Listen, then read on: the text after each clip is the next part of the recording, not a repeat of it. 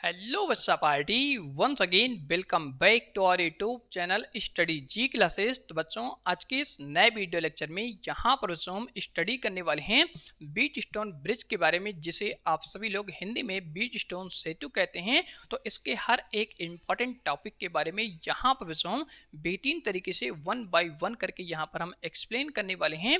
और अगर आप सभी लोग को आज की वीडियो पसंद आती है तो वीडियो को लाइक और चैनल को सब्सक्राइब जरूर करिएगा। इसी के साथ बिना देरी के इस वीडियो को यहाँ पर बच्चों हम स्टार्ट करते हैं। तो यहाँ पर बच्चों हम सबसे पहले बात करने वाले हैं इस इम्पॉर्टेंट फिगर के बारे में। यही जो आपका इम्पॉर्टेंट फिगर होता है, इसी को बच्चों यहाँ पर हम विद्युत परिपथ का फिगर कहते हैं और इसी को यहाँ पर हम बीच स्टोन सेतु का विद्युत परिपथ कहते हैं। तो यहाँ पर बच्चों इस परिपथ के अंदर में आप सभी लोग सबसे पहले स्टडी करने वाले हैं कि इस परिपथ के अंदर में यहाँ पर बच्चों टोटल 4 प्रतिरोध लगे होते हैं, जहाँ पर आप स्टडी करते हैं। पहला प्रतिरोध आपका P होता है, दूसरा यहाँ पर Q होता है, तीसरा यहाँ पर R होता है, चौथा यहाँ पर S होता है। तो इस प्रकार से यहाँ पर बच्चों आप लोग 4 प्रतिरोध के बारे में अच्छी तरह से स्टडी करते हैं। अब यहाँ पर बच्चों आपको ये समझना है कि ये जो आपका प्रतिरोध होता है P, Q, R, ये तीनों बच्चों यहाँ पर क्या होते हैं, ज्ञात होते हैं। लेकिन ये जो आपका S प्रतिरोध होता है ये आपका अज्ञात होता है। तो इसी S प्रतिरोध के बारे में यहाँ पर बच्चों आपसे लोग इस टॉपिक के अंदर में बेहतरीन तरीके से स्टडी करते हैं। तो यहाँ पर बच्चों हम बीच स्टोन सेतु का टॉपिक स्टार्ट करते हैं और इसके अंदर आपको बताते हैं कि किस प्रकार से आप सभी लोग S का मान यहाँ पर ज्ञात करने वाले हैं। तो यहाँ पर बच्चों इसके अंदर में आपको सबसे पहले बताया गया है कि बीच स्टोन सेतु होता क्या है। तो इसके अंदर में यहाँ पर आपको एक्सप्लेन किया जाता है कि बीच स्टोन सेतु एक ऐसा विद्युत परिपथ है। तो यहाँ पर आप जानते हैं बीच स्टोन सेतु एक ऐसा अजीबोगरीब यहाँ पर क्या होता है, विद्युत परिपथ होता है, जिसके अंदर में टोटल 4 प्रतिरोध यहाँ पर इस तरीके से लगे होते हैं। आगे बच्चों यहाँ पर आप स्टडी करते हैं जिसकी सहायता से अज्ञात प्रतिरोध, ये जो आपका अज्ञात प्रतिरोध होता है इसका मान यहाँ पर हम क्या करते हैं, ज्ञात करते हैं।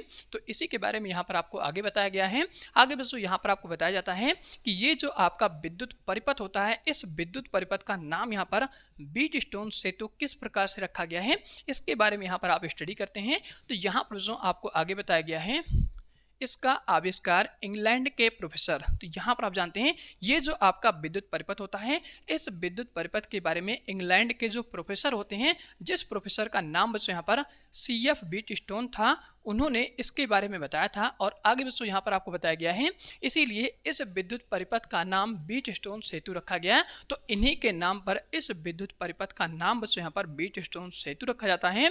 तो इस प्रकार से यहाँ पर आप सभी लोग बीच स्टोन सेतु और इस विद्युत परिपथ के बारे में स्टडी करते हैं। तो यहाँ तक बच्चों आप सभी लोग अच्छी तरह से नोट कर लीजिए। अगर आपको किसी भी पॉइंट या किसी भी स्टेप में कोई भी समस्या दिक्कत होती है तो कमेंट बॉक्स में कमेंट करके जरूर बताइएगा। इसके बाद यहाँ पर हम स्टडी करने वाले हैं संरचना के बारे में, जिसे आप सभी लोग रचना कहते हैं। तो यहाँ तक पहले आप सभी लोग अच्छी तरह से नोट कर लीजिए, वीडियो को पॉज करके अच्छी तरह से आप लिख लीजिए। इसके बाद यहाँ पर हम बात करेंगे कि रचना के अंदर में आप सभी लोग किस प्रकार से यहाँ पर एक्सप्लेन करने वाले हैं कि इसके अंदर में कितने प्रतिरोध लगे हैं। और यहाँ पर यह आपका धारा मापी होता है, यह आपका कुंजी होता है, यह आपका कुंजी होता है, यह आपका विद्युत वाहक बल होता है। इन्हीं सभी के बारे में रचना के अंदर में आपको लिखना होता है। तो इनके बारे में यहाँ पर हम एक्सप्लेन करने वाले हैं। सबसे पहले यहाँ तक आप सभी लोग अच्छी तरह से इसके बारे में नोट कर लीजिए। तो यहाँ तक बच्चों आप सभी लोगों ने बीच स्टोन सेतु के बेसिक पॉइंट और बेसिक कंसेप्ट के बारे में अच्छी तरह से स्टडी कर लिया है और नोट कर लिया है। यहाँ पर बच्चों हम बात करने वाले हैं रचना के बारे में कि यहाँ पर आप सभी लोग फिगर की मदद से किस प्रकार से रचना के बारे में लिखने वाले हैं। तो रचना के बारे में बच्चों यहाँ पर आपको बताया जाता है इस परिपथ में 4 प्रतिरोध P, Q, R तथा S क्रमशः भुजा AB, BC, CD और यहाँ पर DA पर लगे होते हैं। तो यहाँ पर बच्चों आप रचना के अंदर में फिगर के अकॉर्डिंग देख सकते हैं, ये आपकी भुजा AB होती है जिस पर आपका प्रतिरोध P लगा होता है। यहाँ पर आपकी भुजा BC होती है जिस पर आपका प्रतिरोध Q लगा होता है। और यहाँ पर आपकी भुजा CD होती है जिस पर प्रतिरोध R लगा होता है। और यहाँ पर आपकी भुजा AD होती है जिस पर प्रतिरोध S लगा होता है। तो इस प्रकार से फिगर के अकॉर्डिंग आपको रचना के अंदर में लिखना होता है। आगे बच्चों यहाँ पर आपको बताया गया है बिंदु A व C के मध्य विद्युत वाहक सेल कैपिटल E से हम दिखाते हैं और कुंजी K1 लगी होती है।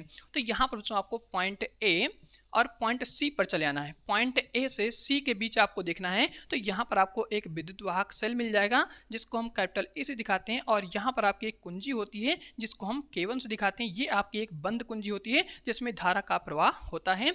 आगे बच्चों यहाँ पर आपको बताया गया है तथा बी व डी के मध्य कुंजी K2 तथा धारा मापी को यहाँ पर बच्चों हम गैल्वेनोमीटर कहते हैं जिसको हम G से दिखाते हैं, और यहाँ पर आगे बताया गया जुड़ा होता है। तो यहाँ पर बच्चों आपको सिंपल तरीके से पॉइंट बी और पॉइंट डी के पास आना है। तो पॉइंट बी और डी के बीच में आपको देखना है, तो यहाँ पर आपका एक धारा मापी लगा होता है जिसे हम इंग्लिश में गैल्वेनोमीटर कहते हैं, और इस गैल्वेनोमीटर को यहाँ पर हम कैपिटल जी से दिखाते हैं। ये आपकी एक कुंजी होती है जिसको हम K2 से दिखाते हैं। ये आपकी एक खुली हुई कुंजी होती है।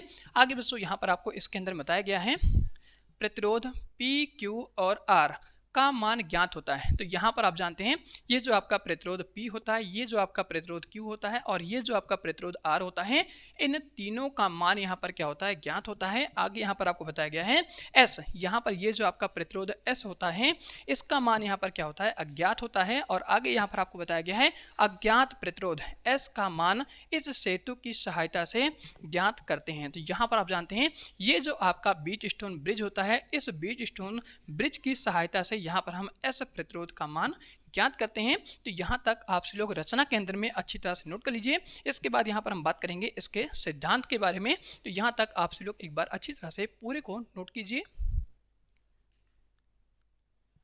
तो यहाँ पर बच्चों आप सभी लोगों ने बीच स्टोन सेतु के बारे में और संरचना के बारे में अच्छी तरह से नोट कर लिया होगा। अब यहाँ पर बच्चों हम स्टडी करने वाले हैं बीच स्टोन सेतु के सिद्धांत के बारे में। तो यहाँ पर बच्चों हम नेक्स्ट रीडिंग लगाने वाले हैं सिद्धांत के अंदर में यहाँ पर बच्चों हम स्टडी करने वाले हैं इस सेतु का सिद्धांत संतुलन की स्थित है। तो यहाँ पर बच्चों आप स्टडी करते हैं ये जो आपका बीच स्टोन ब्रिज होता है, ये बीच स्टोन ब्रिज बच्चों यहाँ पर आपका एक संतुलन की स्थिति को व्यक्त करता है, जिसके अंदर यहाँ पर आप स्टडी करते हैं संतुलन की स्थिति के लिए प्रतिरोध P व Q। तो यहाँ पर आप जानते हैं ये जो आपका प्रतिरोध P होता है, ये जो आपका प्रतिरोध Q होता है, इसको इस प्रकार से यहाँ पर बच्चों हम स्थिर रखते हैं कि जो R का मान होता है, इसी के बारे में यहाँ पर आपको बताया जा रहा है, को स्थिर रखकर R का मान इस प्रकार से समायोजित किया जाता है कि B व D के मध्य यहाँ पर बच्चों जो विभव का मान होता है, विभव का मान समान होता है। तो यहाँ पर बच्चों आप स्टडी करते हैं कि P और Q को इस प्रकार से यहाँ पर हम रखते हैं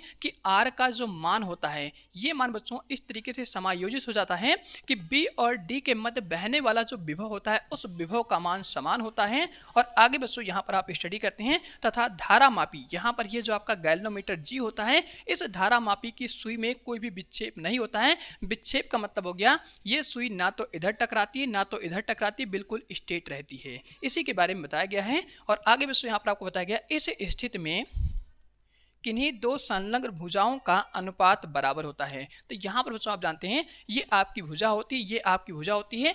इन्हीं दोनों भुजाओं को बच्चों यहाँ पर हम क्या कहते हैं, संलग्न भुजा कहते हैं। तो इन दोनों भुजाओं का जो अनुपात होता है वो आपस में बराबर होता है। तो इस प्रकार से यहाँ पर बच्चों आप स्टडी करते हैं प्रतिरोध P बटे यहाँ से आपका हो जाएगा Q, इसी को हम अनुपात कहते हैं, ये बराबर होता है R/S के। तो इस तरीके से यहाँ पर आप लिख देते हैं R/S के बराबर होता है। इसी को यहाँ पर बच्चों हम क्या कहते हैं, बीच स्टोन का सिद्धांत कहते हैं। तो यहाँ पर आपसे लोग एक बार इस पूरे के बारे में अच्छी तरह से फिगर के साथ आप नोट कर लीजिए। इसके बाद यहाँ पर हम बताने वाले हैं कि ये फार्मूला यहाँ पर आपसे लोग किस प्रकार से ऑब्टेन करने वाले हैं। पूरे को बच्चों यहाँ पर हम इरेज कर देंगे, सिर्फ इस फार्मूले के डेरिवेशन के बारे में आपको समझाएंगे। तो डेरिवेशन को बच्चों यहाँ पर हम बिना लूप चलाए आपको बताने वाले हैं। डेरिवेशन आपको बेहतरीन तरीके से समझ आने वाला है। और अगर आपको वीडियो पसंद आती है तो वीडियो को लाइक और चैनल को सब्सक्राइब जरूर करिएगा। तो यहाँ तक आपसे लोग एक बार फिर से अगेन यहाँ पर अच्छी तरह से नोट कर लीजिए फिगर के साथ साथ।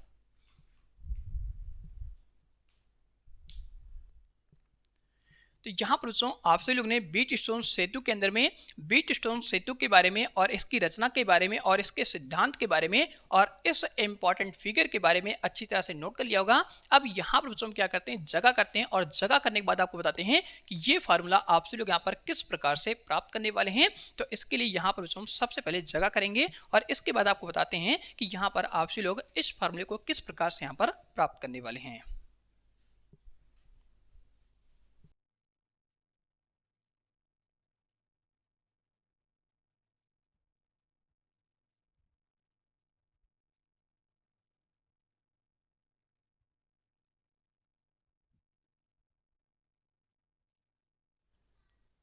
तो यहाँ पर बच्चों अब हम आगे बात करने वाले हैं कि यहाँ पर जो बीच स्टोन सेतु का बैलेंसिंग का फार्मूला होता है P/Q/R/S, इस फार्मूले को आप सभी लोग यहाँ पर किस प्रकार से केवीएल के अकॉर्डिंग यहाँ पर प्राप्त करने वाले हैं। तो यहाँ पर बच्चों बिना लूप चलाए इस फार्मूले के बारे में आपको बताने वाले हैं कि केवीएल आप सभी लोग इसके अंदर में किस प्रकार से अप्लाई करने वाले हैं और अप्लाई करके यहाँ पर किस तरीके से इस फार्मूले को ऑब्टेन करने वाले हैं, इसके बारे में यहाँ पर हम बात करने वाले हैं। तो यहाँ पर बच्चों सबसे पहले इस विद्युत परिपथ के बारे में, धारा वितरण के बारे में आपको समझाने वाले हैं। तो यहाँ पर बच्चों आप जानते हैं इस परिपथ के अंदर में एक आपका विद्युत सेल लगा होता है, जिस सेल का बच्चों यहाँ पर विद्युत वाहक बल कैपिटल ई होता है और इसके अंदर में आपकी एक कुंजी लगी होती है, जिस कुंजी को यहाँ पर हम K1 से दिखाते हैं।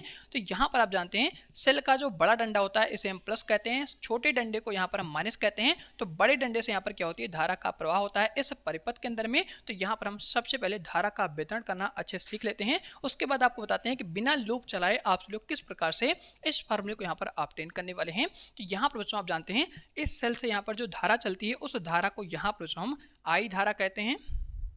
यहाँ पर इस प्रकार से आपकी धारा चलती है, जिस धारा को यहाँ पर हम आई धारा कहते हैं। ये धारा यहाँ पर झुक झुक इस तरीके से आगे पहुँचती है। तो यहाँ पर इस धारा को दो रास्ते दिखाई पड़ते हैं, एक रास्ता इधर दिखाई पड़ता है, एक रास्ता इधर दिखाई पड़ता है। तो इस पॉइंट को यहाँ पर हम क्या कहेंगे, संधि पॉइंट कहेंगे। तो इधर की तरफ यहाँ पर जो भी धारा चलती है उस धारा को यहाँ पर हम I1 धारा कहेंगे और इधर की तरफ यहाँ पर जो भी धारा चलती है इस धारा को यहाँ पर हम I2 धारा कहेंगे।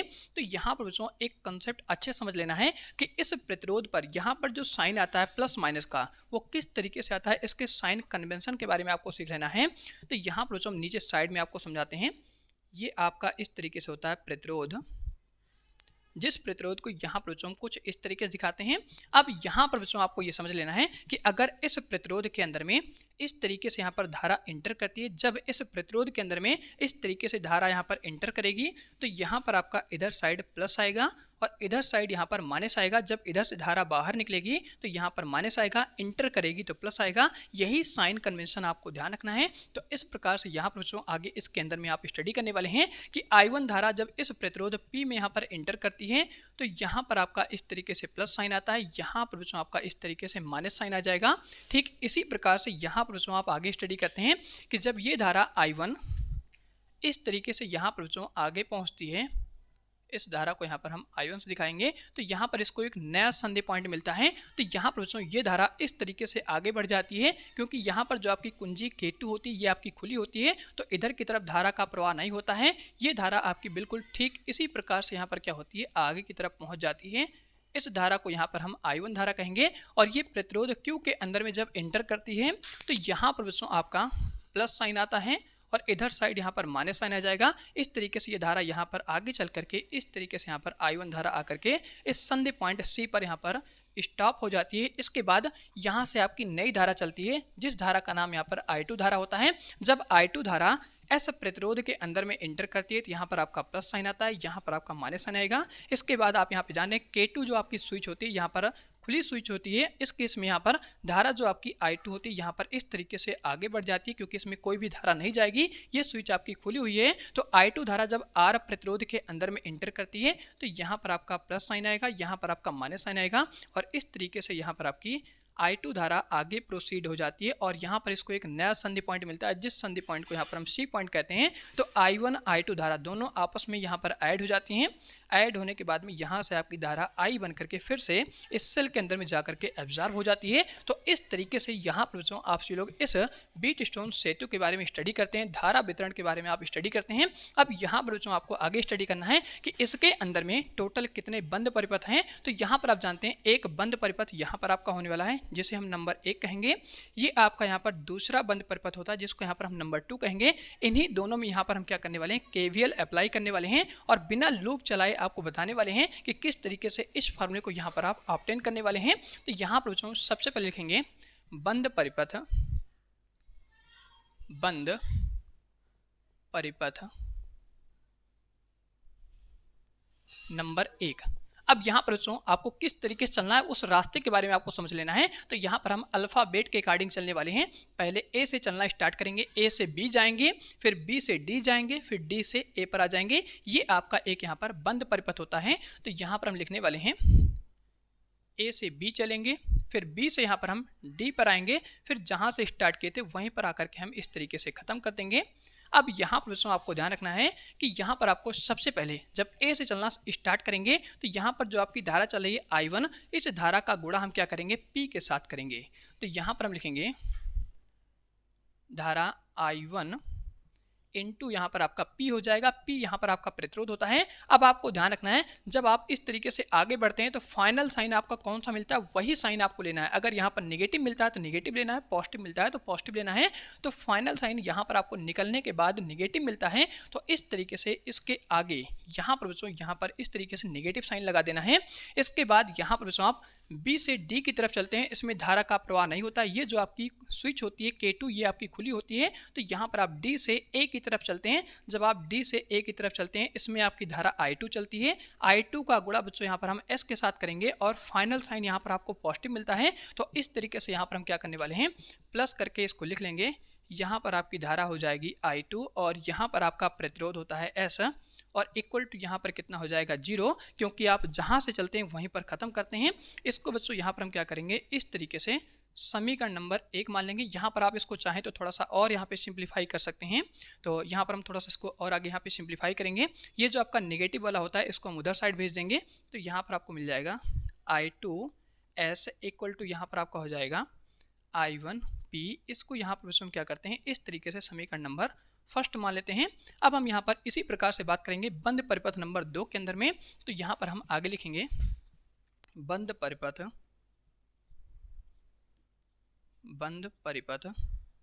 यहाँ पर आपको हो जाएगा नंबर 2। और इस बंद परिपथ को यहाँ पर हम चलना स्टार्ट करेंगे अल्फ़ाबेट के अकॉर्डिंग B से C, उसके बाद C से D, इसके बाद यहाँ पर हम D से B की तरफ चलेंगे। ये बच्चों यहाँ पर आपका बंद परिपथ हो जाएगा। तो यहाँ पर लिखेंगे B से C चलेंगे, इसके बाद D से यहाँ पर हम B पर चलेंगे और इस प्रकार से यहाँ पर हम क्या करने वाले हैं इसके अंदर में KVL को अप्लाई करने वाले हैं। तो यहाँ पर हम लिखने वाले हैं सबसे पहले कि प्रतिरोध क्या होता है और यहाँ पर धारा क्या होती है, इनका हम गुणा करेंगे। तो इसमें जो आपकी धारा चलती है B से C की तरफ उस धारा का नाम होता है I1। I1 का गुणा यहाँ पर हम प्रतिरोध Q के साथ में करेंगे। फाइनल साइन यहाँ पर आपको नेगेटिव मिलता है तो माइनस साइन के साथ में यहाँ पर आपको लिख लेना है।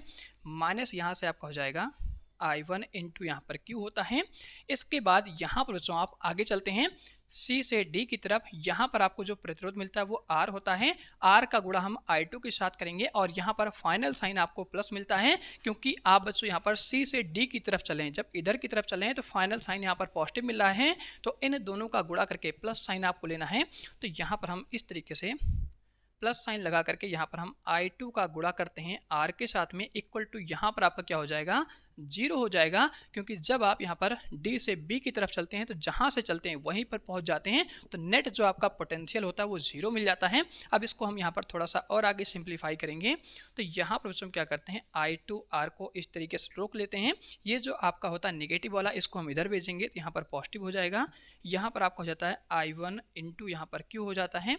इसको यहाँ पर हम समीकरण नंबर 2 मान लेते हैं। अब हम समीकरण 1 और समीकरण 2 का यहाँ पर भाग लगा देंगे। तो यहाँ पर हम नई लाइन्स लिखेंगे समीकरण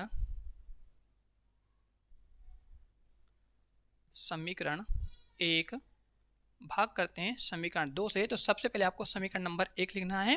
तो यहाँ से बच्चों हम लिखेंगे I2S इक्वल टू यहाँ पर आपका चल रहा है I1P और डिवाइड में यहाँ से आपका हो जाएगा समीकरण नंबर 2 का डिवाइडेशन। तो यहाँ पर आपका चल रहा है I2R, यहाँ पर इसके नीचे डिवाइड में हो जाएगा I1 यहाँ पर आपका चलेगा Q। तो इस तरीके से आप लिख लेंगे I2 से I2 आपका कैंसिल हो जाएगा, I1 से I1 आपका कैंसिल हो जाएगा। तो यहाँ पर बच्चों आपको मिलता है S/R इक्वल टू यहाँ पर आपको मिलता है P/Q। और इस फार्मूले को यहाँ पर बच्चों आप यह करके लिख सकते हैं कि P/ जो Q होता है ये बराबर होता है R/SK। तो इस तरीके से यहाँ पर आप सभी लोग बीच स्टोन सेतु के अंदर में KVL का यूज करके इस फार्मूले को बेहतरीन तरीके से ऑब्टेन कर लेते हैं। आशा करते हैं कि आप सभी लोग को ये टॉपिक और ये कंसेप्ट अच्छी तरह समझ आएगा। अगर बच्चों आप सभी लोग को वीडियो पसंद आती है तो वीडियो को लाइक और चैनल को सब्सक्राइब जरूर करिएगा। इसी के साथ इस वीडियो को इसी पे एंड करते हैं। मिलते हैं आप सभी लोगों से एक नए चैप्टर के साथ में, जहाँ पर बच्चों हम स्टार्ट करने वाले हैं 2024 के अंदर में इंपॉर्टेंट चैप्टर, जहाँ पर आपको बताने वाले हैं मैग्नेटिक वाले चैप्टर के अंदर में कौन कौन से टॉपिक पढ़ने हैं, किस प्रकार से पढ़ने हैं, सभी टॉपिक के बारे में वन बाय वन करके यहाँ पर हम बेहतरीन तरीके से एक्सप्लेन करने वाले हैं। इसी के साथ इस वीडियो को इसी पे एंड करते हैं। अगर आप सभी लोग को वीडियो पसंद आई हो तो वीडियो को लाइक और चैनल को सब्सक्राइब जरूर करिएगा। इसी के साथ इस वीडियो को इसी पे एंड करते हैं।